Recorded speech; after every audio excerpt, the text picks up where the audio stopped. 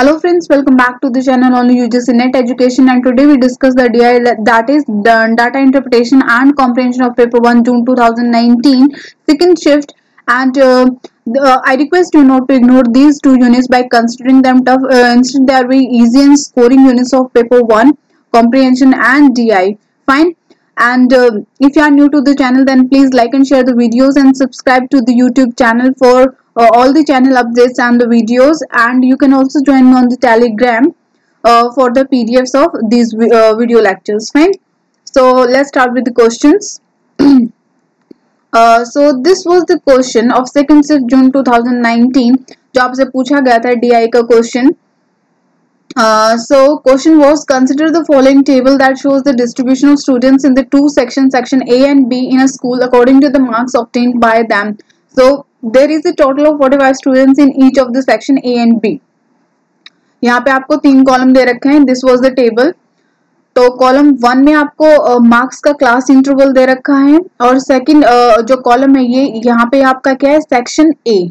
ठीक है, section A के बच्चे का दे रखा है नंबर ऑफ स्टूडेंट्स, और यहाँ पे सेक्शन बी का नंबर ऑफ स्टूडेंट्स. ठीक है, दोनों में सेक्शन ए में भी 45 बच्चे हैं टोटल, सेक्शन बी में भी 45 टोटल स्टूडेंट्स हैं, और ये आपका क्लास इंटरवल है. एंड आई होप आप कोई जो ये टेबल है ये इंटरप्रेट करना आता है. तो इसको हम कैसे इंटरप्रेट करते, कैसे पढ़ते हैं. ये जो मार्क्स है, जो आपका क्लास इंटरवल दे रखा है, दैट मीन्स ये आपके मार्क्स है. ठीक है, इधर फर्स्ट कॉलम में 0 to 9, 10 to 19 marks, 20 to 29 marks, 30 to 39 marks, so and so fourth. Fine. And section A में जो आपका दे रखे नंबर ऑफ स्टूडेंट्स, इसको हम कैसे रीड करते हैं, इसको हम ऐसे रीड करते हैं कि सेक्शन ए से 2 बच्चों के जो है मार्क्स आए बिटवीन 0 to 9, और सेक्शन बी से 4 बच्चे जैसे यहाँ पे, तो मतलब 4 स्टूडेंट्स का मार्क्स आया 0 to 9 के बीच में. ठीक है, इसी तरह हम इस टेबल को इंटरप्रेट करते हैं या रीड करते हैं. This is very basic thing. So let's move to the questions. Question 1. How many students in the section A have obtained 30 or more marks but less than 50? So you have to tell the number of the students कि कितने बच्चों के 30 या उससे ज्यादा marks आए हैं section A से, but less than 50. This is the condition कि 50 से कम होना चाहिए, 30 से ज्यादा होना चाहिए. मतलब आपको स्टूडेंट्स का नंबर बताना है सेक्शन ए से. ठीक है, इसको अच्छे से रीड करना है. सेक्शन ए से नंबर ऑफ स्टूडेंट्स बताना है जिनका स्कोर क्या है 30 और 50 के बीच का है. 30 और मोर का मतलब है 30 प्लस, लेस देन 50 का मतलब है 50 से कम मार्क्स. ठीक है, तो यहाँ पे जो आपको नंबर ऑफ स्टूडेंट्स बताना है वो किसका बताना है, जिन स्टूडेंट्स के मार्क्स कितने हैं 30 और 50 के बीच में है. ठीक है, तो पहली बात तो ये सेक्शन ए की बात कर रहे हैं, तो हम ये अपना सेक्शन ए है सेकंड कॉलम में, इसको कंसीडर करेंगे. ठीक है, 30 से 50 के बीच में, यानी कि हम कौन सा क्लास इंटरवल को सिलेक्ट करेंगे. 30 से 50 ये 2 ही इंटरवल हैं, 32 39, 42 49. ठीक है, मतलब 30 से ज्यादा है और 50 से कम है इन दोनों क्लास इंटरवल में. तो सेक्शन ए का सिर्फ पूछ रहे हैं, तो सेक्शन ए में 32 39 कितने बच्चों के मार्क्स आए हैं, 4 बच्चों के. 42 49 कितने बच्चों के मार्क्स आए हैं, 8 बच्चों के मार्क्स आए हैं. दैट मीन्स 4 + 8 आपका हो जाएगा 12. ठीक है, यानी कि टोटल जो फर्स्ट क्वेश्चन में हमसे पूछ रहा है मतलब 12 बच्चे. ठीक है, 12 बच्चों के मार्क्स जो हैं, दिस 4 + 8 इज योर 12. 12 बच्चों के जो मार्क्स है वो कितना है 30 और 50 के बीच में है. तो यहाँ पे आंसर हो जाएगा ए. सीधा से आपने कुछ नहीं करना, बस 4 और 8 को क्या कर देना, आपको ऐड कर देना है. ठीक है, जब ऐड करोगे यू विल गेट द 12, और 12 आपका आंसर है. बहुत ही इजी क्वेश्चन है, इसको आप ओरली, इन क्वेश्चंस को आप ओरली कर सकते हो. ठीक है, आपको पेन उठाने की भी जरूरत नहीं है. So moving to the next question, question number 2. if the pass marks is 40, अगर पास मार्क्स कितना है 40 है, approximately what is the percentage of successful students in the section B. तो आपको परसेंटेज बताना है. पहली बात तो परसेंटेज के लिए इंटू 100 कर देंगे. अगर पास मार्क्स 40 है, 40 अगर पासिंग मार्क्स हैं, तो आपको सेक्शन बी में बताना है कि कितना परसेंटेज है सक्सेसफुल स्टूडेंट्स. ठीक है, मतलब 40 से अबव, 40 एंड 40 अबव जो जिनके मार्क्स हैं उन स्टूडेंट्स का परसेंटेज निकालना है सेक्शन बी से. ओके, सो ये आपका टेबल है. सेक्शन बी की बात कर रहे हैं, ठीक है। 40 या 40 से ज्यादा उन्होंने पूछा है, पासिंग मार्क्स है, तो 40 या 40 से ज्यादा मतलब 40 और 40 से ज्यादा कौन से क्लास इंटरवल्स हम लेंगे, ये वाले क्लास इंटरवल लेंगे, 42 49, 52 59, 62 69, 72 79। ये लास्ट 4 क्लास इंटरवल को हम कंसिडर करेंगे, क्योंकि वो क्या बोल रहे हैं, पासिंग मार्क कितने हैं 40, और आपको सक्सेसफुल कैंडिडेट्स या स्टूडेंट्स का नंबर बताना है, और बात कर रहे हैं वो सेक्शन बी की, यानी कि हम ये वाले स्टूडेंट्स को पिक करेंगे 7 5 5 6, ठीक है। परसेंटेज निकालना है, इनका टोटल करके इंटू 100 कर दो, आपको आंसर मिल जाएगा, ठीक है। तो ये 5 और 5 10 हो गए आपके, 10 और 7 17, 17 और 6 आपके हो गए 23, ठीक है। तो यहीं पे हम कर लेते हैं इसको, तो ये हो गया आपका टोटल 23 स्टूडेंट्स, ठीक है, लास्ट 4 इंटरवल के, जिनके मार्क्स कितने हैं 40 या 40 से ज्यादा सेक्शन बी में, ठीक है। यही हमारा क्वेश्चन था सेकंड वाला। तो यहाँ पे हम क्या कर देंगे, परसेंटेज पूछ रहा है, हमने अभी काउंट किया है कि टोटल कितना है 23 स्टूडेंट्स जिनका 40 से ज्यादा मार्क्स है, ठीक है। और ठीक है, यहाँ पे कर दो इसको, टोटल स्टूडेंट कर दो और इंटू 100 कर दो, आपको अपना आंसर कितना मिल जाएगा, यहाँ पे अप्रोक्सीमेट 51% आपको आंसर मिल जाएगा, ठीक है।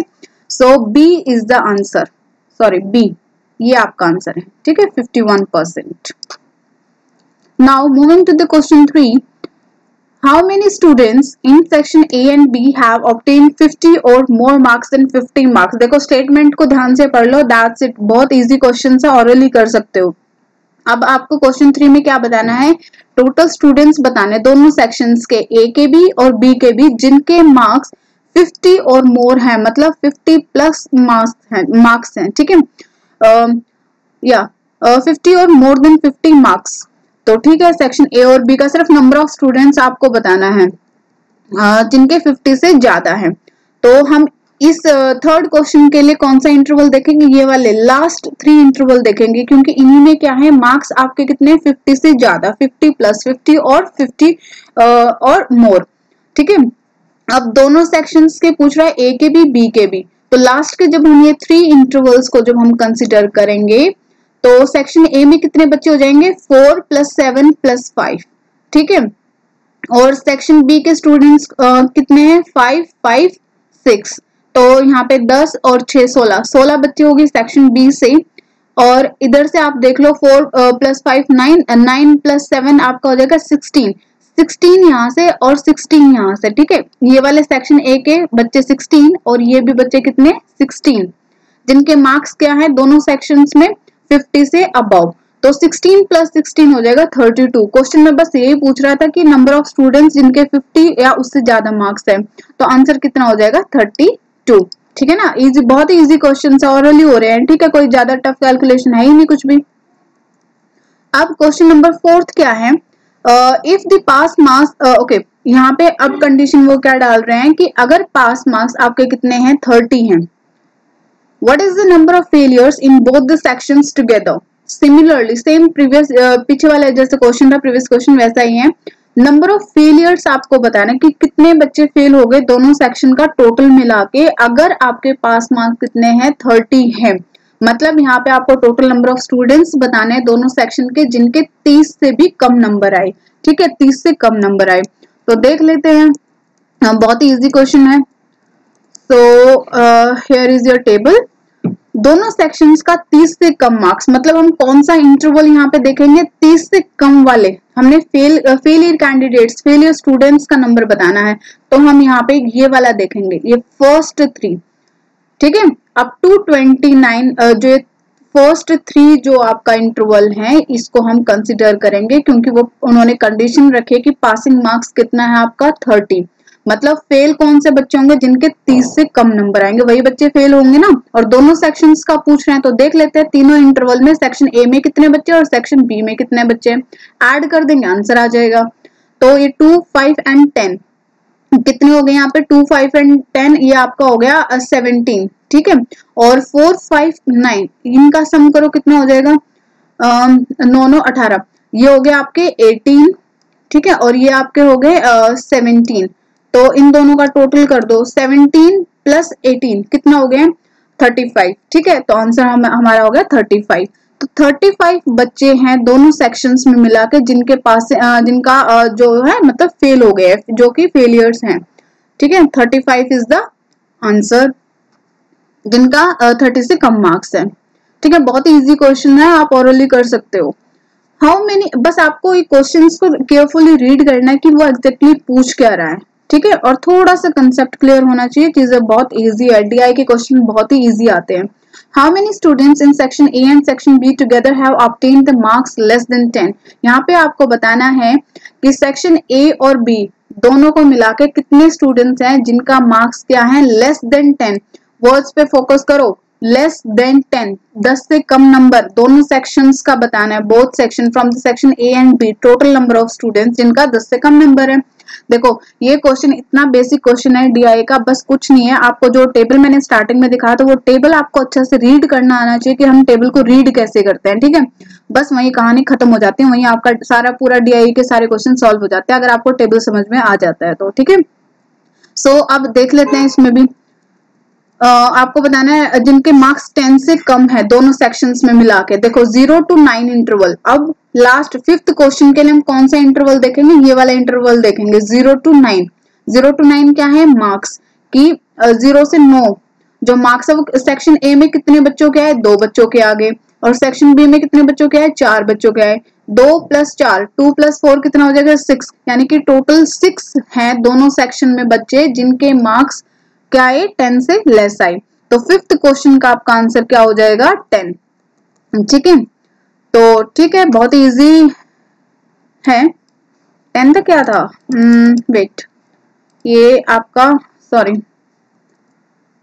2 + 4 is 6, या 6 is the answer. Last 5th question का जो आपका आंसर है वो क्या है आपका 6, ये डी, आप डी को टिक करेंगे। ठीक है, टोटल बस आपको ऐड करना है दोनों सेक्शंस में, जो फर्स्ट इंटरवल में एक सेक्शन में 2 बच्चे थे, बी सेक्शन में 4 बच्चे थे जिनका 10 से कम मार्क्स आया था, तो दोनों का टोटल कर दो, you will get the answer 6।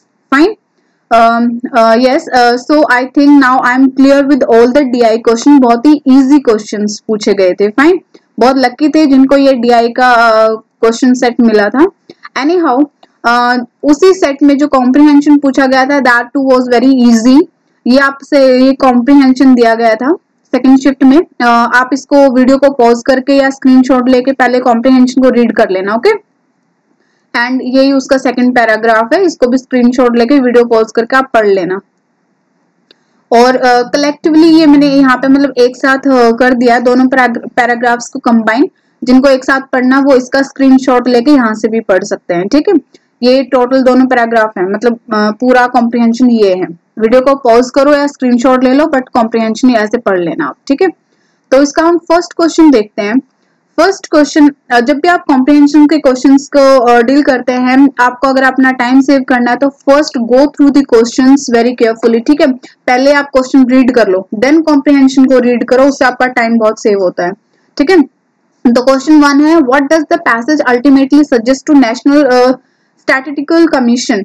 आप कॉम्प्रिहेंशन को रीड करोगे, इतना इजी है ना, डायरेक्ट आंसर्स आपको प्रोवाइड कर रखे, कोई घुमा फिरा के कुछ चीज नहीं पूछेगी, सीधा आप आंसर बता पाओगे। तो इसका आंसर जब आप कॉम्प्रिहेंशन रीड करोगे तो C is the answer, stick to a calendar of data dissemination. Fine, second question है, investment decision are impacted by, तो इसका भी आंसर हो जाएगा C, issues of data veracity according to the comprehension. ठीक है, कॉम्प्रिहेंशन को अच्छे से रीड करना है। Now third question, what is the work of National Statistical Commission to establish the standards? Fine. Fourth question था आपका, how can quality of national policies be improved? कैसे improve किया जा सकता है? By enhanced operational freedom. D was the answer. And fifth question जो आपसे पूछा गया था वो था ये, what is important for a modern economy? According to comprehension आपको आंसर करना है। So इसका आंसर था आपका B, dissemination of credible data. Fine. So yeah, that's all for today. I hope I'm clear with all the questions of the DI and the comprehension. Still, if you have any doubt and queries, you can comment in the comment box, and do like share the videos and subscribe to the channel for more videos like this. And you can also join me on Telegram for the PDF of the videos. Okay, meet you in the next class. Till then, take care. Bye. Stay safe.